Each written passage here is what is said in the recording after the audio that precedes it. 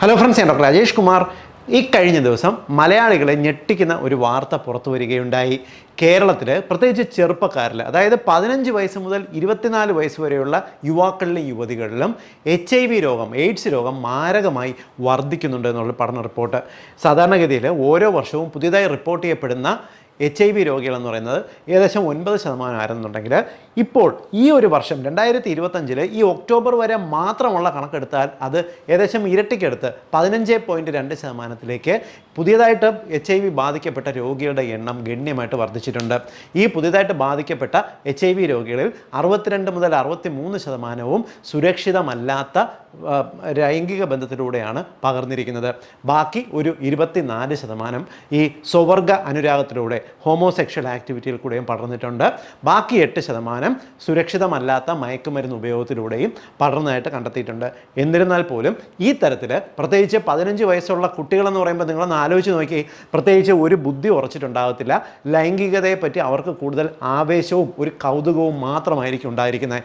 ഈ പ്രായം മുതൽ 24 വയസ്സ് വരെ എന്നുള്ളത് താരതമ്യേന വളരെ ചെറുപ്പം, ചിന്തിക്കാൻ പോലും പ്രായമാകാത്ത ഒരു ഏജിലാണ് ഇപ്പോൾ വ്യാപകമായിട്ട് HIV രോഗം പടർന്നിരിക്കുന്നത്. അതായത് നമ്മുടെയൊക്കെ വീട്ടിലുള്ള ടീനേജ് പയ്യന്മാർക്ക് HIV ബാധയുണ്ടെന്ന് നമ്മൾ മാതാപിതാക്കൾ ആരെങ്കിലും ശ്രദ്ധിക്കുമോ? അല്ലെങ്കിൽ അറിയത്ത് പോലും ഇല്ലാത്ത ഒരവസ്ഥ ഇപ്പോൾ കൂടി വരുന്നുണ്ട്. ഇതിൻ്റെ കാരണങ്ങളിൽ നമ്മൾ ഞെട്ടിക്കുന്ന, തിരിച്ചറിയേണ്ട 2-3 കാരണങ്ങളുണ്ട്. ഒന്നാമത്തെ കാരണം എന്ന് പറയുന്നത്, നമ്മുടെ കേരളത്തിൽ ഇപ്പോൾ സുരക്ഷിതമല്ലാത്ത, പ്രത്യേകിച്ച് യാതൊരു ലൈസൻസും ഇല്ലാതെ കൂണുകൾ പോലെ വ്യാപിച്ചു വരുന്ന മസാജ് പാർലറുകൾ ഇഷ്ടം പോലെയുണ്ട്. നിങ്ങൾക്കറിയാം, മസാജ് പാർലറുകൾ പോയി കഴിഞ്ഞാൽ പണ്ട് കാലത്ത് വ്യഭിചാരശാലകൾ പോകുന്നത് പോലെ അല്ല. പോയി കഴിഞ്ഞ് നമുക്ക് എന്തെങ്കിലും ആവശ്യങ്ങളുണ്ടെങ്കിൽ അവിടെയുള്ളവർ, ഇപ്പോൾ ഹാപ്പി എൻഡിങ് എന്നൊക്കെ പറയുന്ന പരിപാടി സാധാരണ ചെറുപ്പക്കാർക്ക് ഞാൻ ഈ പറയുന്നത് മനസ്സിലാവും.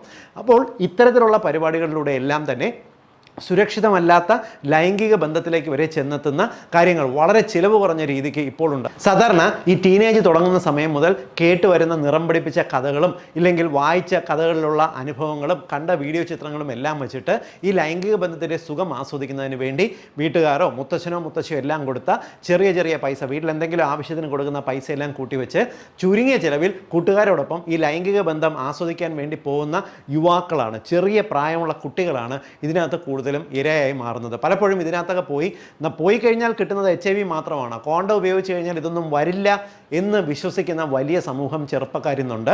HIV മാത്രമല്ല, ഹെപ്പറ്റൈറ്റിസ് B ഉണ്ട്, ഹെപ്പറ്റൈറ്റിസ് C ഉണ്ട്, ഹെർപ്പിസ് പോലുള്ള പലവിധ വൈറസുകൾ കയറിക്കഴിഞ്ഞാൽ മെനക്കേടാണ്. ഇത്തരത്തിലുള്ള പലവിധ വൈറസുകൾ വാഹകരായിട്ടുള്ള ആൾക്കാർ ഇത്തരത്തിൽ മസാജ് പാർലർ വഴി വ്യാപകമായിട്ട് പടരുന്നതായിട്ട് കണ്ടുവരുന്നുണ്ട്. രണ്ടാമത്തെ കാരണം എന്ന് പറയുന്നത്, അന്യ സംസ്ഥാന തൊഴിലാളികൾ കേരളത്തിൽ വ്യാപിക്കുന്നത്. പലപ്പോഴും ഇത്തരത്തിലുള്ള തൊഴിലാളികൾ വന്നു പോകുന്നത് അവരവരുടെ ലൈംഗിക സുഖത്തിന് വേണ്ടി ആശ്രയിക്കുന്ന ആൾക്കാർ, അവരിൽ നിന്ന്, അതിപ്പോൾ ഒരു മസാജ് പാർലറുകളായിരിക്കാം അല്ലെങ്കിൽ അതുപോലുള്ള സ്ഥലങ്ങളായിരിക്കാം, അവരിൽ നിന്നും പകരുന്ന രോഗാവസ്ഥകൾ, ഇതെല്ലാം തന്നെ ഈ ഒരു അവസ്ഥ നമ്മുടെ ചെറുപ്പക്കാർക്ക് വരാൻ പോകുന്ന ഈ അസുഖങ്ങൾ വളരെ ആശങ്കാജനകമാണ്. ഇത് അവിടെ കൊണ്ട് മാത്രം തീരുമോ? ഇല്ല.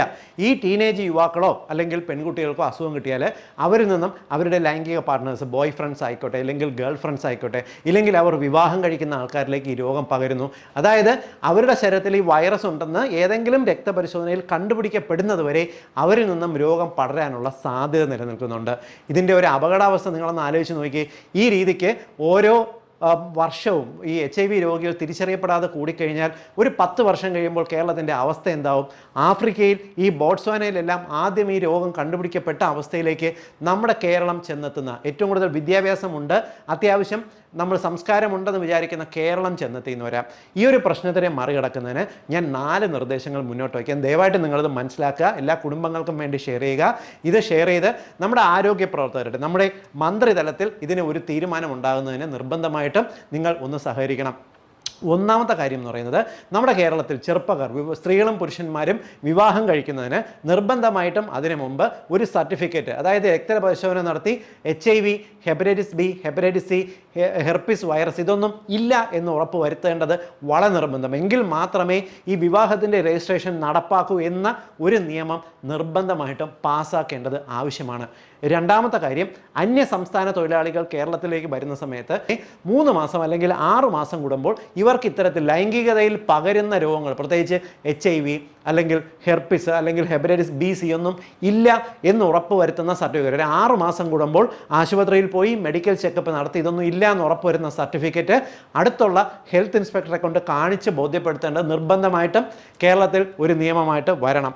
മൂന്നാമത്തെ നിർദ്ദേശം, നമ്മുടെ നാട്ടിൽ കൂണുകൾ പോലെ മുളച്ചു പൊന്തുന്ന മസാജ് പാർലറുകളിലെ സ്റ്റാഫുകൾക്ക് 3 മാസം കൂടുന്ന സമയത്ത് വൈദ്യപരിശോധന നിർബന്ധമായിട്ടും ഇത്തരത്തിൽ പകർച്ചവ്യാധികൾ, ലൈംഗിക ബന്ധത്തിലൂടെ പകരുന്ന ഒരു രോഗങ്ങളും ഇല്ല എന്ന് ഉറപ്പുവരുത്തിയ സർട്ടിഫിക്കറ്റ് 3 മാസം കൂടുമ്പോൾ ഹെൽത്ത് ഇൻസ്പെക്ടറുടെ നേതൃത്വത്തിൽ നടത്തി ഉറപ്പാക്കേണ്ടത് ആവശ്യമാണ്. നാലാമത്തെ കാര്യം എന്ന് പറയുന്നത്, നമ്മുടെ നാട്ടിലുള്ള എല്ലാ ചെറിയ പ്രൈമറി ഹെൽത്ത് സെൻ്ററുകൾ, താലൂക്ക് ഹോസ്പിറ്റലുകളെല്ലാം തന്നെ സർക്കാർ തലത്തിൽ ഇതിൻ്റെ testing, HIV, hepatitis B, hepatitis C, herpes പോലുള്ള രോഗങ്ങളുടെ ടെസ്റ്റിംഗ് നിർബന്ധമാക്കണം. അതിപ്പോൾ കോളേജുകളിലൂടെ നമുക്ക് നടത്തുന്ന പലവിധ സന്നദ്ധ സംഘടനകളിലെ NSSകളുടെ പ്രവർത്തനമുണ്ട്, റെഡ് ക്രോസ് അസോസിയേഷൻ്റെ പ്രവർത്തനമുണ്ട്, അതേപോലെ തന്നെ പലവിധ ഇപ്പോൾ നമ്മൾ ബ്ലഡ് ഡൊണേഷൻ ക്യാമ്പുകളുണ്ട്. നിർബന്ധിതമായി രക്തപരിശോധന, നമ്മൾ ബ്ലഡ് ഗ്രൂപ്പ് പരിശോധിക്കുന്നത് പോലെ ഇടയ്ക്ക് ഇത് പരിശോധിക്കാനുള്ള അവസരങ്ങൾ ഒരുക്കണം. സപ്പോസ് HIV പോസിറ്റീവാണെന്ന് കണ്ടു കഴിഞ്ഞാൽ അവരെയും നാട്ടുകാരെ അറിയിക്കാതെ നിർബന്ധമായും അവർക്ക് കൃത്യമായിട്ടുള്ള ചികിത്സകളും മറ്റു കാര്യങ്ങളും നൽകേണ്ടതും ആവശ്യമാണ്. മാത്രമല്ല, എല്ലാ ആശുപത്രികൾ തലത്തിൽ ഇതിന് വ്യാപകമായ ടെസ്റ്റുകൾ നമ്മൾ നടപ്പാക്കുന്നതിൻ്റെ ഒപ്പം തന്നെ ഈ ടെസ്റ്റുകളുടെ റേറ്റ് സാധാരണ ജനങ്ങൾക്ക് പോലും പോയിട്ട് ഒരു സബ്സിഡി നിരക്കിൽ ഗവൺമെൻറ്റിൻ്റെ ഭാഗത്തു നിന്നുള്ള ഒരു നിയന്ത്രണത്തിലൂടെ ഇതിൻ്റെ ചിലവ് ഗണ്യമായി കുറച്ചുകൊണ്ട് നടപ്പാക്കാനായിട്ട് നോക്കുക. ഇങ്ങനെ ചെയ്താൽ മാത്രമേ നമ്മുടെ സമൂഹത്തിൽ പെരുകി വരുന്ന ഈ HIV ബാധ, എയ്ഡ്സ് രോഗബാധ അല്ലെങ്കിൽ സെക്ഷുവലി പകരുന്ന രോഗങ്ങളെ നമുക്ക് നിയന്ത്രിക്കാൻ സാധിക്കത്തുള്ളൂ. വളരെ പ്രധാനപ്പെട്ട കാര്യമാണിത്. നമ്മുടെ യുവതലമുറയെ നമുക്ക് നിയന്ത്രിച്ചില്ലെങ്കിൽ അധികകാലമൊന്നും വേണ്ട, വെറും 10 വർഷത്തിൽ കേരളത്തിൽ ഗണ്യമായിട്ടുള്ള തോതിൽ എയ്ഡ്സ് രോഗികൾ പെരുകുന്ന ഒരു അവസ്ഥയുണ്ടാവും. ഇത് എല്ലാ കുടുംബത്തിൻ്റെ അറിവിലേക്കായിട്ട് ഷെയർ ചെയ്യുക, നമ്മുടെ ആരോഗ്യ വകുപ്പിൻ്റെ അറിവിലേക്കായിട്ട് നിർബന്ധമായിട്ട് ഷെയർ ചെയ്യുക. വീണ്ടും മറ്റൊരു അവസരത്തിൽ മറ്റൊരു വിഷയമായി കണ്ടുമുട്ടാം. ബൈ.